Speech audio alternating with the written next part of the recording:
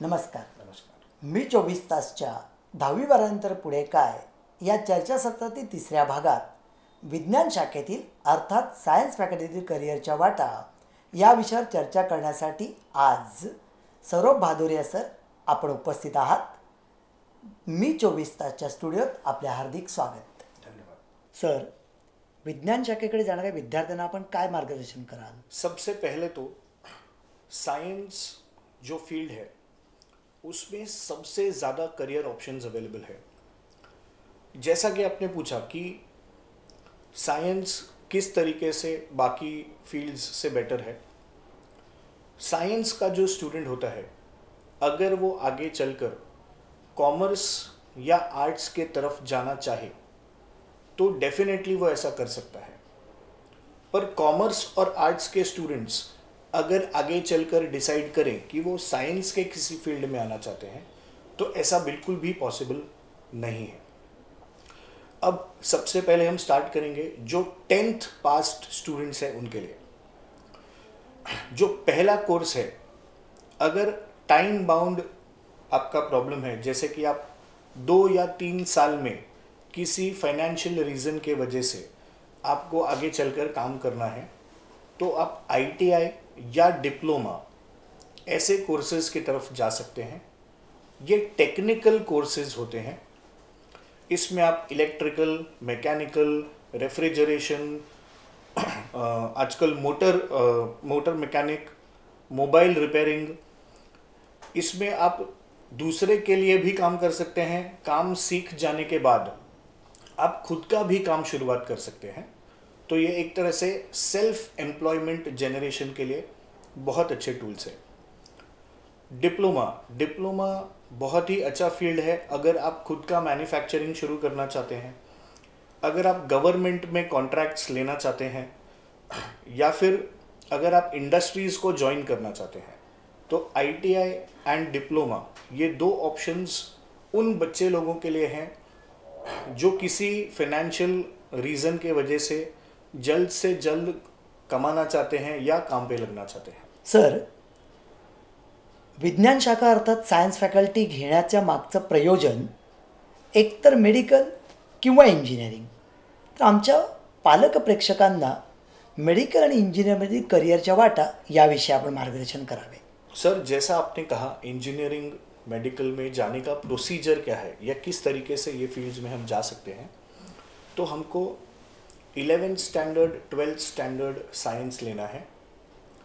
अब बच्चे लोगों ने इस समय जो पार्ट 1 का फॉर्म भरा होगा, अगर आपका इंक्लिनेशन इंजीनियरिंग ही है, अगर आप इंजीनियरिंग ही करना चाहते हैं, तो उस पार्ट 1 के फॉर्म में बाईफोकल पे यस ज़रूर करना. अब बाईफोकल क्या होता है?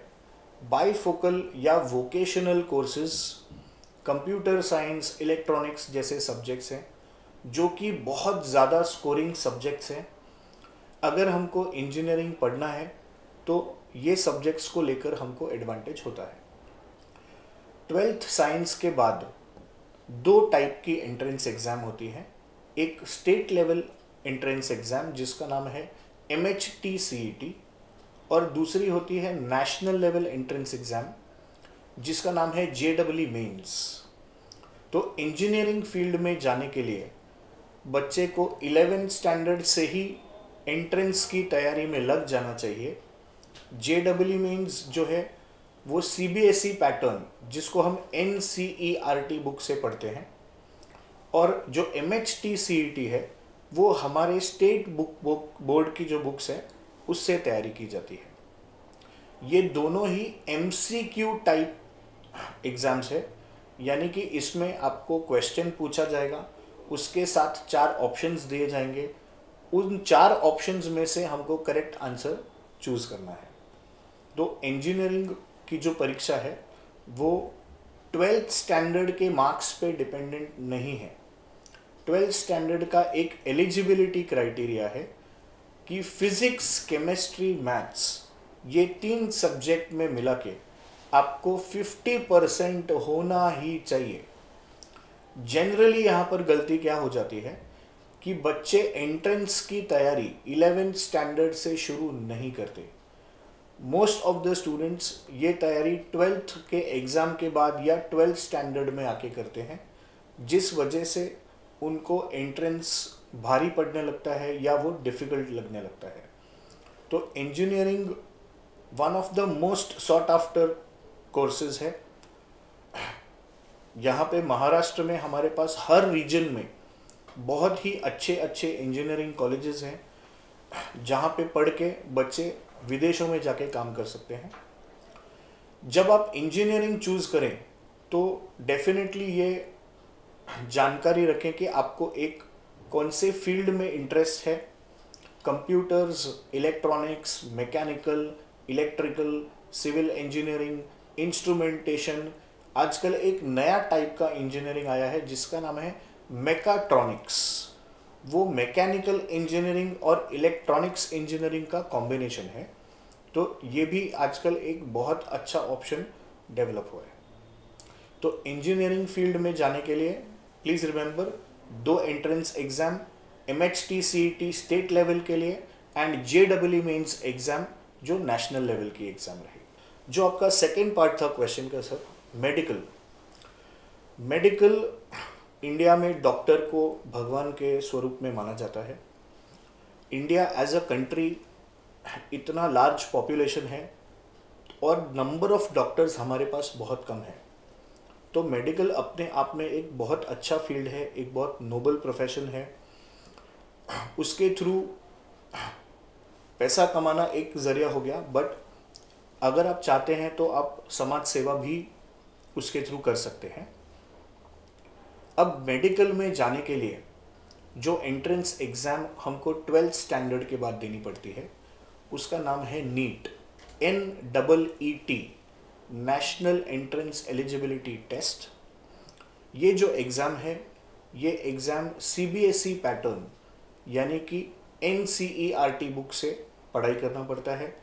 अगेन इसमें भी 11th standard plus 12th standard का सिलेबस एक साथ में पूछा जाएगा। तो अगर हम मेडिकल ओरिएंटेड स्टूडेंट्स हैं तो हमको शुरुआत से ही मतलब जैसे ही आपको 11th स्टैंडर्ड में एडमिशन मिलेगा उसी वक्त से उसका तैयारी शुरू कर देना चाहिए।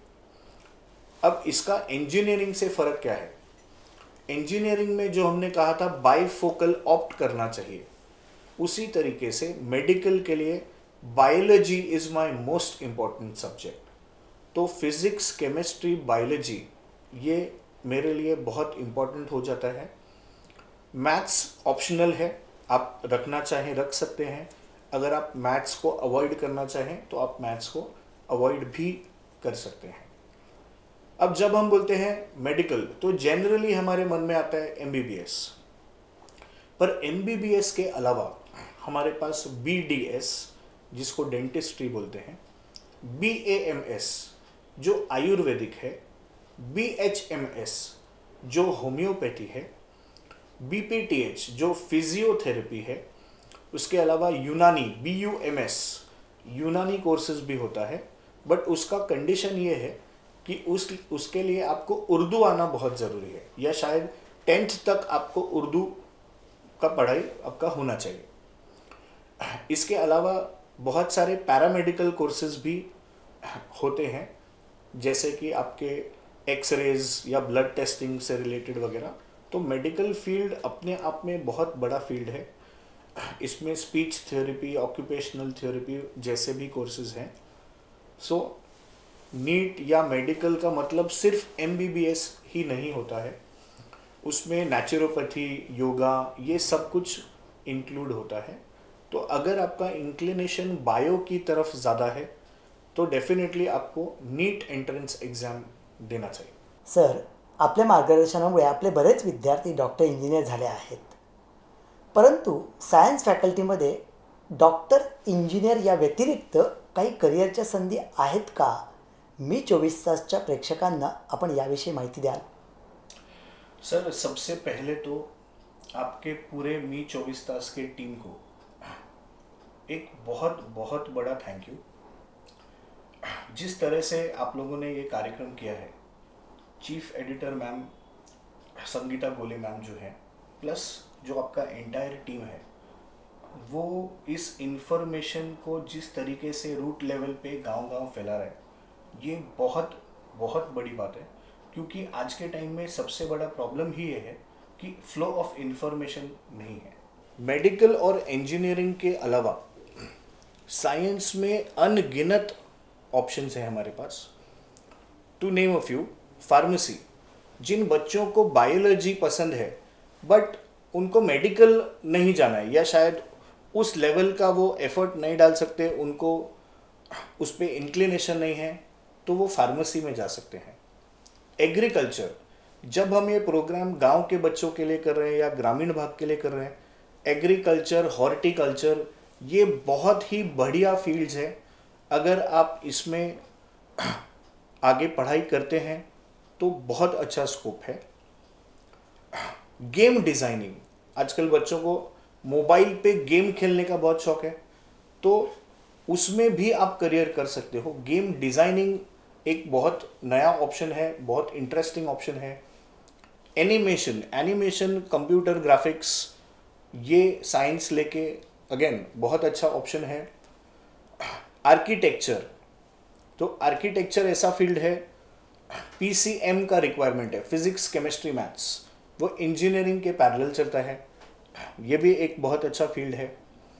फिर अगर हम ऐसा सोचें कि सर मैं फिजिक्स में बहुत अच्छा हूँ पर मुझे बाकी केमिस्ट्री बायोलॉजी नहीं अच्छा लगता, तो मैं क्या कर सकता हूँ?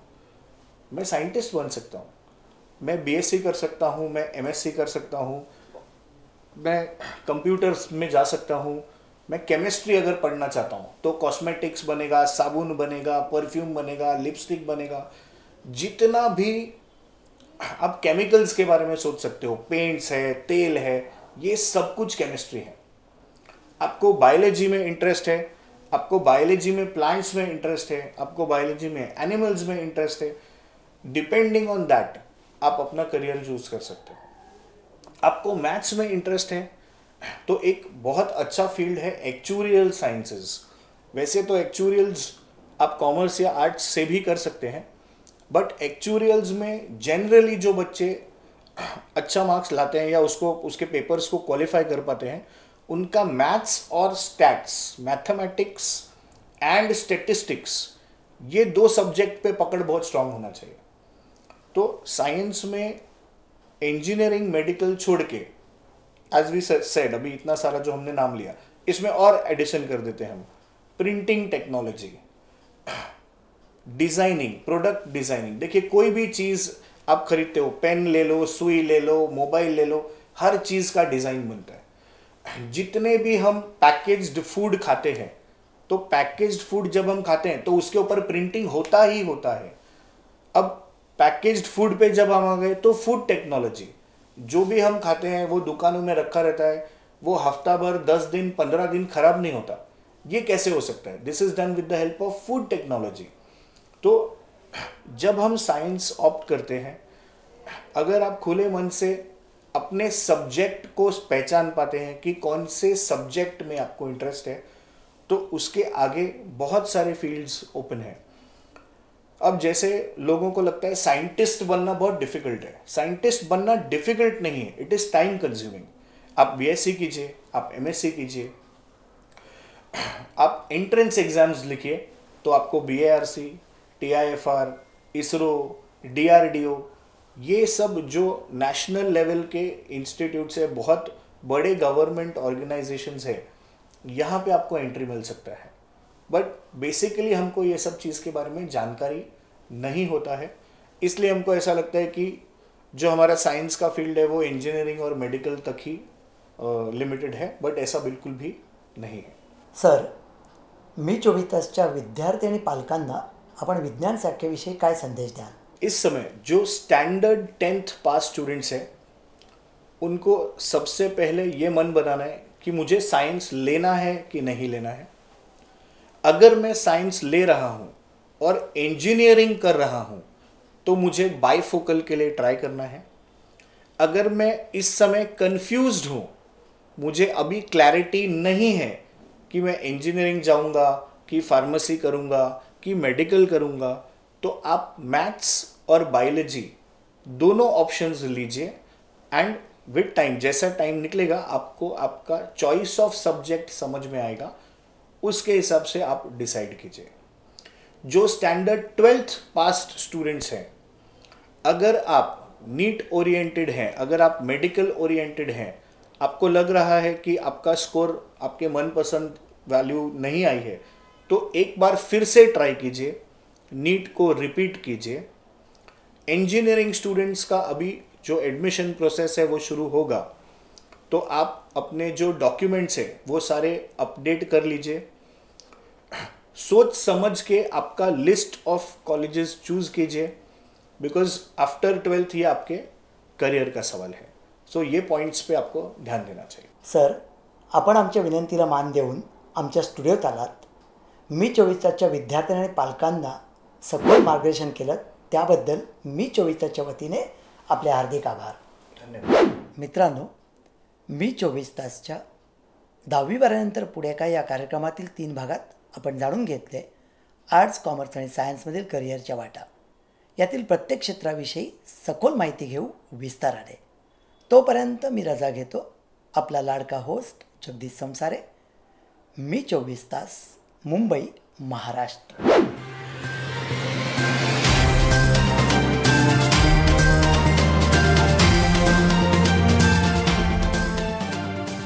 तर मित्रांनो, जर तुम्हाला आमचा व्हिडिओ आवडला असेल तर आमचं चॅनल सबस्क्राईब करा, लाईक करा, शेअर करा आणि बाजूला असलेला बेल आयकॉनवरती प्रेस करा, जेणेकरून तुम्हाला आमच्या चॅनल्सच्या सगळ्या अपडेट्स प्राप्त होतील।